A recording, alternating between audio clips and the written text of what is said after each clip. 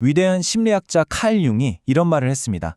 나의 생애는 무의식이 그 자신을 실현한 역사이다. 이게 무슨 말이냐면요. 우리 삶이라는 게 사실 우리도 잘 모르는 내 안에 거대한 무의식이 서서히 자기 모습을 드러내는 과정이라는 거죠. 자, 그렇다면 그 무의식의 지도를 들고 진짜 나를 찾아가는 여정, 지금부터 함께 떠나보시죠.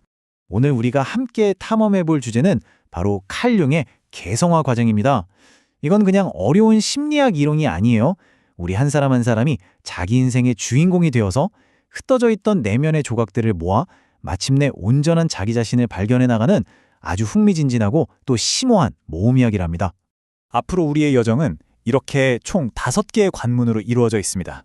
마치 한 편의 영웅서사시처럼 각 단계를 통과하면서 우리는 내면의 더 깊은 곳으로 그리고 더 완전한 나에게로 나아가게 될 겁니다. 자, 그럼 첫 번째 장부터 바로 시작해 볼까요? 자, 모험을 떠나라는 부름이 들려옵니다.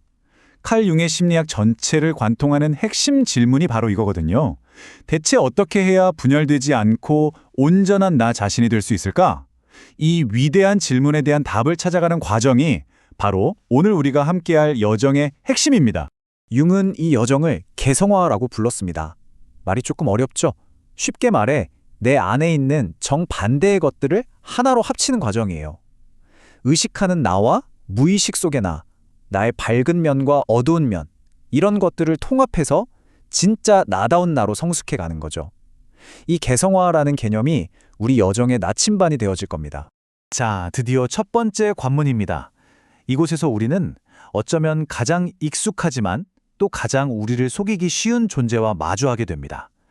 바로 세상에 보여주기 위해 우리가 쓰고 있는 가면, 페르소나입니다. 페르소나는 우리가 사회생활을 원만하게 하기 위해 쓰는 일종의 가면이에요. 회사에서의 김대리, 친구들 사이에서의 유쾌한 친구, 부모님 앞에서의 착한 아들딸, 이런 역할들이 전부 페르소나에 해당하죠. 사회가 우리에게 기대하는 모습과 나 자신 사이의 일종의 타협점이라고 볼 수 있습니다. 이 첫 번째 관문의 핵심 과제는 바로 이것입니다. 이 가면이 진짜 내 얼굴이라고 착각하는 것에서 벗어나는 거예요. 내가 맡은 사회적 역할이 물론 중요하죠. 하지만 그게 나의 전부, 나의 본질, 그 자체는 아니라는 사실을 깨닫는 것. 이게 바로 개성화의 가장 첫 번째 발걸음입니다. 여기서 잠시 한번 생각해 볼까요? 직장에서의 나와 혼자 있을 때의 나는 얼마나 다른가요? 여러분이 쓰고 있는 여러 가면들 뒤에 숨어 있는 진짜 당신의 얼굴은 과연 어떤 모습일까요? 내가 어떤 가면을 쓰고 있는지 알아차렸다면 이제는 더 깊은 곳으로 들어갈 시간입니다. 두 번째 관문에서 우리는 애써 외면하고 싶었던 내면의 어두운 이면, 바로 그림자와 정면으로 마주해야 합니다. 여기가 바로 이 여정의 첫 번째 진짜 시험대라고 할 수 있죠. 그림자란 우리가 난 절대 저런 사람이 아니야 라고 강하게 부정하는 내 안의 모든 것들을 담고 있는 자루 같은 거예요. 나의 열등감, 이기적인 욕망, 인정하고 싶지 않은 단점들이 전부 그 안에 있죠. 재밌는 건 그래서 우리가 이 그림자를 종종 다른 사람에게서 발견하고는 막 비난한다는 겁니다. 유독 다른 사람의 어떤 점이 거스린다면 어쩌면 그게 바로 내가 외면하고 있는 내 그림자의 일부일지도 모릅니다. 그런데 여기서 정말 놀라운 반전이 있어요. 이 그림자를 없애거나 싸워서 이기는 게 목표가 아니라는 겁니다. 오히려 그 존재를 인정하고 아, 이런 모습도 나에게 있구나 하고 내 인격의 일부로 받아들이는 동화가 진짜 목표죠. 제대로만 통합하면 이 그림자는 사실 우리 삶에 엄청난 활력과 창의성을 불어넣어줄 수 있는 그야말로 보물창고 같은 존재거든요.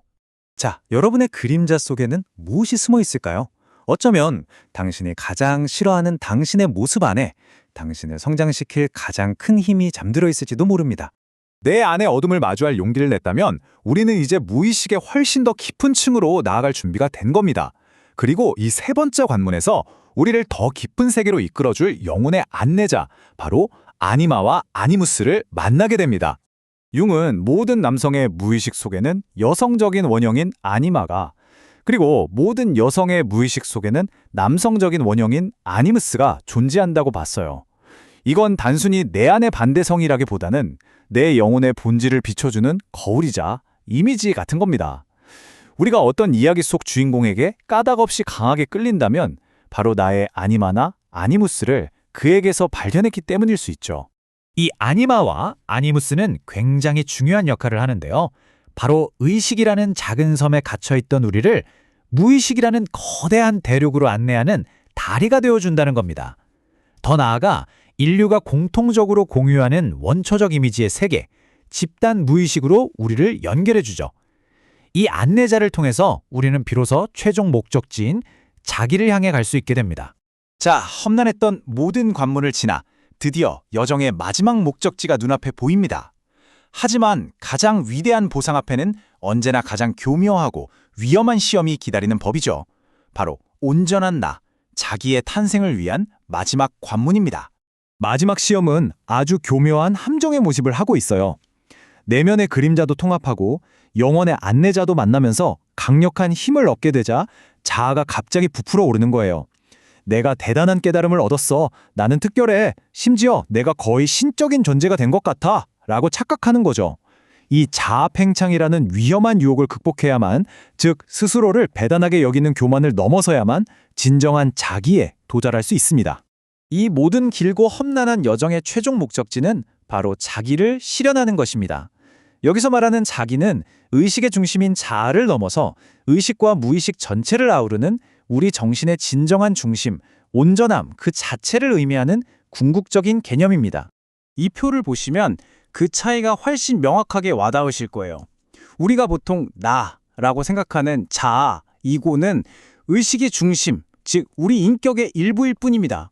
하지만 자기, 셀프는 의식과 무의식을 모두 포함하는 우리 정신 전체의 중심이자 그 자체로 온전함을 뜻하는 거죠.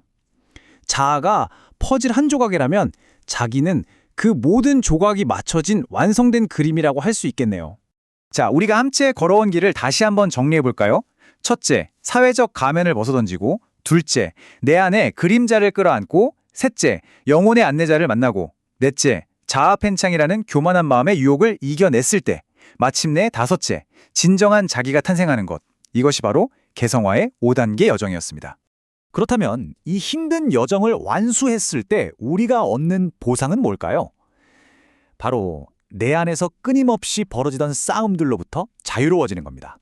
더 이상 내 안의 목소리들에 휘둘리지 않고 한결 평화롭고 해방된 삶을 살게 되는 거죠. 분열된 존재가 아니라 온전한 하나로서 세상을 마주하는 감각을 얻게 됩니다.